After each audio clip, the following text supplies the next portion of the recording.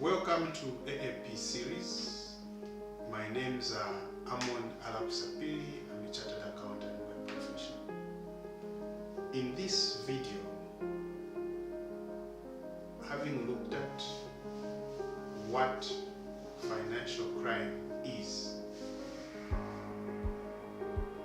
we are going to look at types of financial crimes. Follow my channel, subscribe to it so that each time a new episode is uploaded, you get notifications. Types of financial crimes. There are various types of financial crimes which financial criminals involve themselves in. The first being money laundering. It has been one of the most complex crimes to deal with, and this basically involves washing of money for it to appear clean, and it has to go through three stages: placement stage, layering stage, until integration stage, where the money appear washed and you can't even detect that this money was obtained illegally. So the second type of a financial crime is fraud. Fraud is a deliberate deception to secure financial gain. So this is a deliberate deception where someone is there is false representation of facts for personal gain. Could be omission of information or facts so that someone can have a financial gain, or basically an abuse of trust. So fraud is quite broad. Under fraud, you have schemes like Ponzi schemes, pyramid schemes, you have identity fraud, and these various online scams, including phishing, where someone sends you an email, they send you a text message asking for certain information. Then you get lured into it, you share that information, then they fraudulently get finances from you, or get resources from your accounts. But under fraud, looking at Ponzi schemes, there is a thin line between Ponzi schemes and pyramid schemes. We had recently where PMG members were scammed millions of kwachas.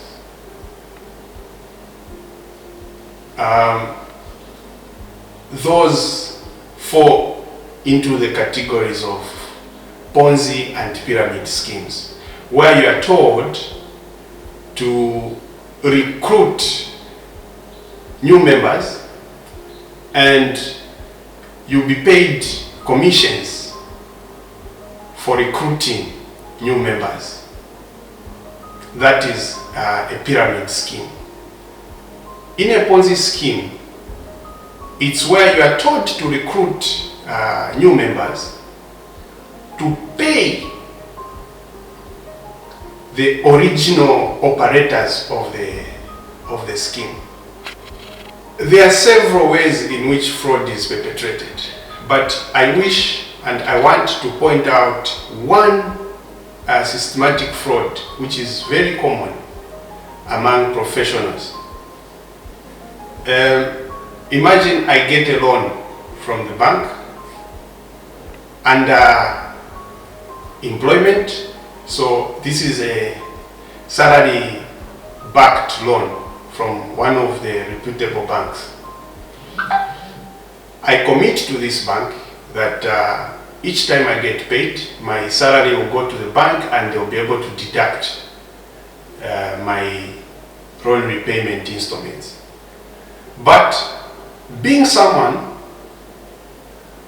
who is an accountant or someone who is human resource, because in most of these institutions, the ones who manage payroll are either HR personnel or accountants. Because of this privileged position I have, I deliberately abuse the trust I have with my organization to pay a wrong account so that that payment, that salary, does not go into my account, so that the bank does not deduct the loan repayment. These are some of the things which are happening in real life, which constitute a form of financial crime called fraud. Then the other type of fraud, the other type of financial crime is corruption. Again, this is a form of financial crime where there is abuse of entrusted power for personal gain, or you deliberately influence decision making for personal gain.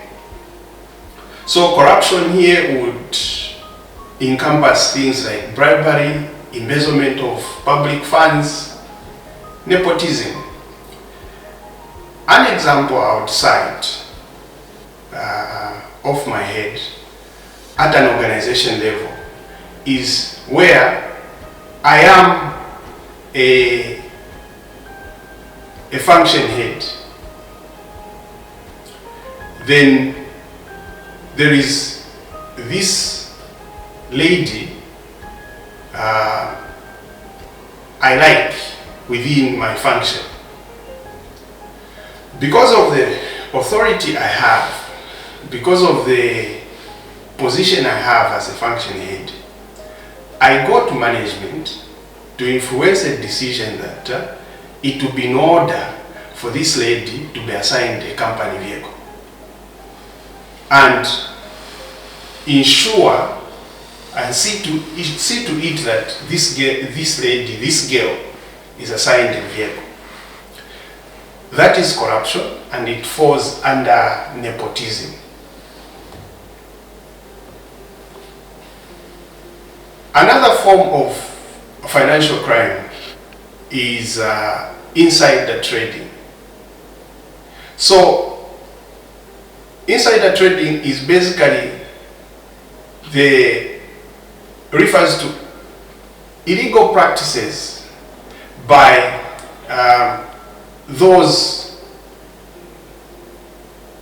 in certain position with certain information to influence trading of stock, trading of bonds, and other securities in a market. This information is non-public information. So someone takes advantage of that information and you sell it to others to bid to get a financial gain, and later on you are paid.